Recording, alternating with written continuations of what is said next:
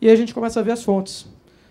E isso, algumas delas, vocês até já sabem. Aqui eu vou comentar com vocês algumas fontes de recursos que são públicos. Então, uma, lógico, que não é surpresa para ninguém, FINEP. Né?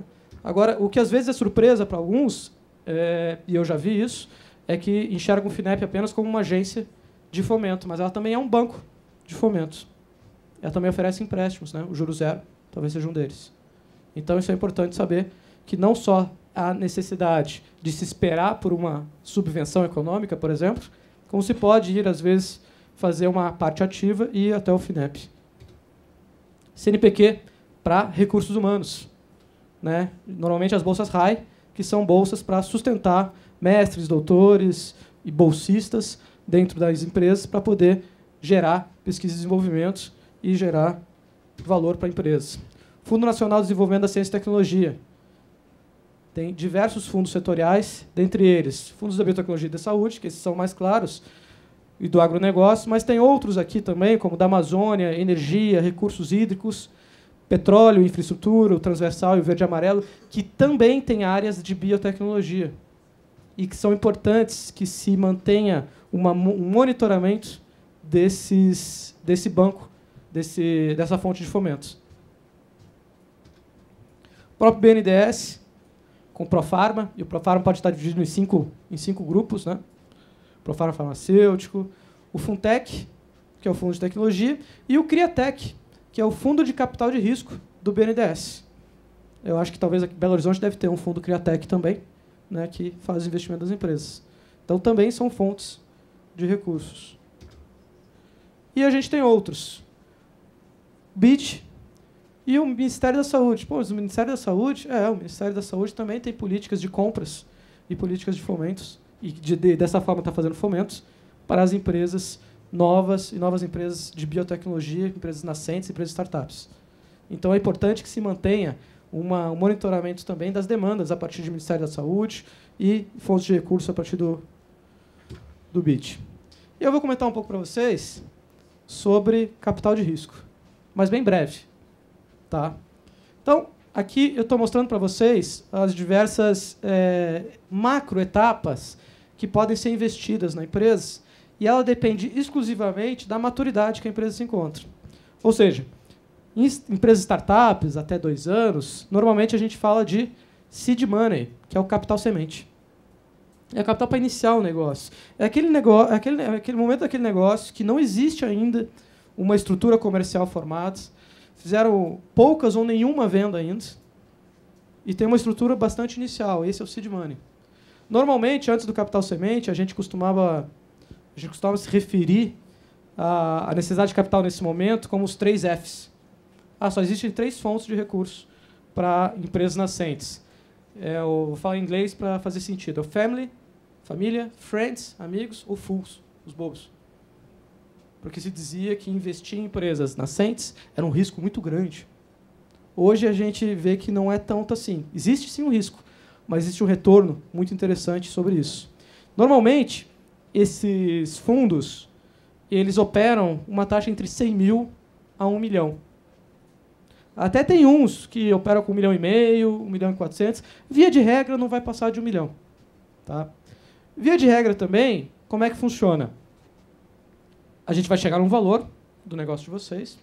Vocês podem propor o negócio de vocês para alguns fundos. E a primeira coisa que vocês fazem é o que a gente chama do pitch, né, que nada mais é do que uma síntese do plano de negócio de vocês em uma página, quase mais sintética que o sumário executivo ainda, para ver se é o anzol, para ver se chama atenção, se ali existe uma oportunidade, se o investidor percebe que ali existe uma oportunidade. Se existir, ele vai querer ver o plano de negócio de vocês e vai começar a fazer algumas reuniões para tentar entender se realmente existe uma sinergia entre ambas as partes. E aí começam as etapas. Né? Uma etapa que o Dr. Vitor estava comentando, que é o due diligence, que é uma etapa subsequente, onde já existe ali uma proatividade de ambas as partes, ok? Gostamos do investimento, queremos investir, mas queremos conhecer vocês um pouco melhor.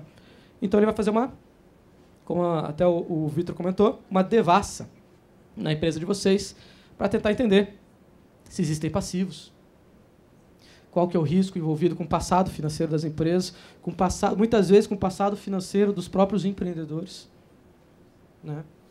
Para entender como é que vai ser gerenciado esse recurso. E depois se começam as tratativas. Estou resumindo bastante aqui a coisa para vocês. Do acordo de acionistas. É o que deixa claro o que cada uma das partes tem de responsabilidade quando cada uma das partes vai entrar. O investidor vai falar para vocês, olha, eu não entendo nada de ciência, né? Eu acho que ciência é a parte de vocês, mas posso contribuir na parte de gestão, na parte comercial. E ele vai tentar entender até quando que ele tem que entrar, porque vai ter que ter um administrador desse fundo, que vai estar acompanhando vocês todo esse tempo. E aí tem a outra parte, que é o investimento em si. E esse investimento, pessoal, muitas vezes não acontece de uma vez só. Tá? Não é que se eu pedir 1 milhão, eu vou receber 1 milhão no dia 1º de janeiro de 2012. Esse investimento pode ser escalonado e vai ser feito o acompanhamento. E aí tem uma outra etapa ainda, que é a saída. Sim, pessoal. Isso é uma dúvida muito grande sobre os investidores de risco. Não existe o interesse de ficar na empresa. O negócio dele é investir, é colocar um dinheiro, que muitas vezes são de diversos investidores diferentes, que formam um fundo, gerar capital suficiente e preparar a saída. A saída pode se dar de diversas formas. A saída pode se dar através de uma venda para investidores estratégicos. A saída pode se dar através de uma venda para os próprios empreendedores, das cotas que eles têm. Ou, talvez até mais comum, a saída se dá através de uma abertura de capital. É o que a gente chama do IPO, né? Initial Public Offer. A gente vai ofertar essas ações no mercado de ações. Tá? Então, via de regra, não existe uma pretensão desses investidores de pegar 70%, 80% da empresa de vocês. Normalmente, isso gira em torno de 20% a 40% do negócio. Tá? E, no final das contas, pessoal, por mais que a gente tenha plano de negócio, a gente esteja tudo bem estruturado, os números, as hipóteses estão absolutamente certas, no final das contas, sempre é um investimento não no negócio, mas em pessoas. O investidor, muitas vezes, vai estar investindo em vocês. Ele quer que vocês se dediquem inteiramente a esse projeto de uma forma que gere os resultados necessários. Então, eles vão fazer de tudo para que vocês fiquem plenamente focados nesse negócio. Antes que alguém pergunte, eu não sou investidor de risco, tá, pessoal? Então, não é interesse para mim fazer nenhum tipo de venda aqui agora. Tá? Então, eu já vi vários casos, até engraçados, né? Já acompanhamos diversos investimentos de fundos, onde o novo empreendedor vai lá, desenvolve, poxa, mas quanto é que eu boto aqui de Prolabore? Se eu botar 10 mil vai achar muito. Hoje eu mal tiro 2 mil, eu vou botar 5 mil. 5 mil é um preço bom. Eu já vi casos do investidor de risco colocar você, não, o que é isso aqui? É Prolabore. Você botou quanto aqui? Não, 5 mil. Não. Teu Prolabore vai ser de 15 mil reais. 15 mil? Porque eu não quero que você pense em mais nada. Não quero que você pense que você tenha problemas, a não ser no negócio de vocês. A não ser agora no nosso negócio. Quero que você desenvolva esse negócio, quero que você se dedique plenamente e quero que você tenha comprometimentos, tanto quanto nós estamos tendo em colocar esses recursos. E aí ele acaba gerando todo esse portfólio de uma forma a adequar toda a empresa. E, normalmente, pessoal, essa parte de seed money aqui, o tempo de investimento gira em torno de uns 7 anos. Por aí, onde nos primeiros 3 ou 4 anos eles só investem e depois eles passam a retirar o capital. Né? Isso é um formato mais ou menos... Não chega a ser um padrão, mas em muitos casos funciona dessa forma. E aí depois a gente tem a segunda parte, o Venture Capital, que é para empresas que daí já estão um pouco mais maduras, já estão comercializando, já estão ali no mercado. Até tem alguns que costumam separar o Venture Capital 1 e Venture Capital 2, né, de acordo com o desenvolvimento da empresa. Uma empresa que já está com a sua marca no mercado, já está com uma venda expressiva ali de produtos, e é para dar aquele up, ou seja, aquele up no produto, aquele up no P&D, e gerar mais recursos. E aí, geralmente, não chega a ser uma via de regra, mas ali a abertura de capital quando acontece, acontece entre esses dois ali, entre o venture e o private. Tá? Entre o venture 2 ali e o private, acontece o IPO, que a gente chama, que é a oferta pública de ações.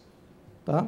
E aí depois o private, daí é para grandes empresas, que realmente aí recebem recursos fortes, ou já estão faturando bem, é para dar a cereja do bolo ali.